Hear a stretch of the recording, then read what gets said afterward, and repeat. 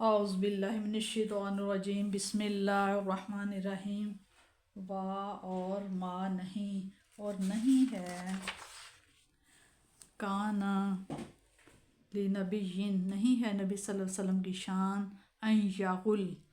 کہ خیانت کرے ومن یغلل اور جو کوئی خیانت کرے گا یاتی تو لے آئے گا بیما جو غلہ جو اس نے خیانت کی ہے یوم القیامہ قیامت کے دن یوم دن قیامت کے دن ثم پھر توفا پھر پورا پورا بدلہ دیا جائے گا کلو ہر نفس کو ہر شخص کو ہر انسان کو ما جو کا سمت جو اس نے کمایا جو اس نے عمل کیا واہم اور وہ لا یظلمون اور اس پر ظلم نہیں کیا جائے گا آ کیا پس من تو پس کیا جس نے اتباع کی پیروی کی پیچھے چلا رضوان رضا اللہ کی رضا الہی کی پیروی کی جس نے کا مانند من اس کی طرح کیا اس کی طرح ہو سکتا ہے حقدار بھی ساخطن من اللہ کی ناراضی کا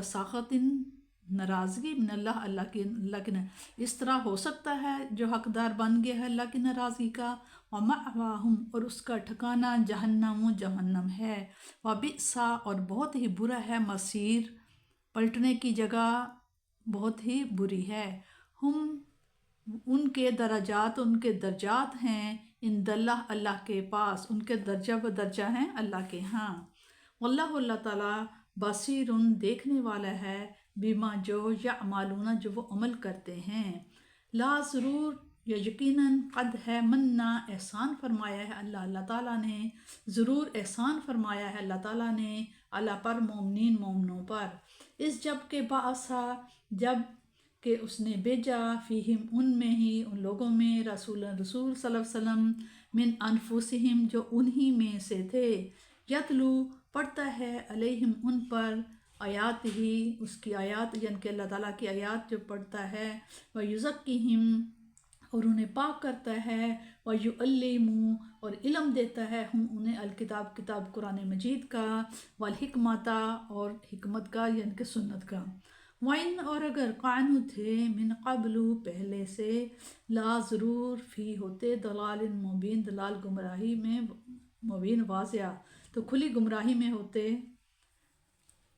اس میں بتایا جا رہا ہے کہ احد کے درہ پر متعین تیر اندازوں نے جب دوسرے مسلمانوں کو مال غنیمت اکٹھا کرتے دیکھا تو ان کے دل میں یہ خیال گزرا کہ کہیں ایسا نہ ہو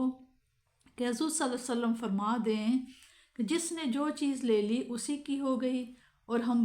بالکل محروم رہیں یہ خیال کر کے اپنی جگہ چھوڑ کر غنیمت جمع کرنے میں مشغول ہو گئے حضور علیہ الصلوۃ والسلام نے وجہ دریافت فرمائی تو وہ کوئی معقول جواب نہ دے سکے اس وقت نبی کریم صلی اللہ علیہ وسلم نے ان کے دل کی بات کہہ دی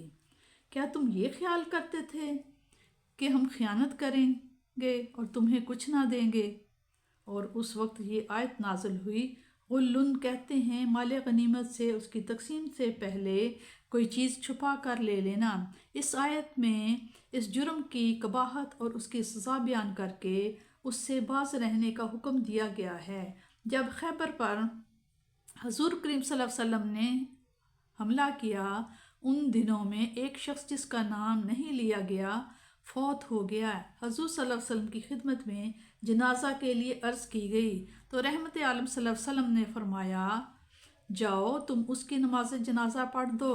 صحابہ کرام کے چہروں کی رنگت بدل گئی تو حضور صلی اللہ علیہ وسلم نے فرمایا کہ تمہارا اس ہمراہی نے مال غنیمت میں خیانت کی ہے ہم حیران ہو گئے اور جب اس کے مال کی تلاشی لی تو ہمیں اس کے سامان سے یہودیوں کے چند منکے ملے جن کی قیمت 2 درہم سے بھی کم تھی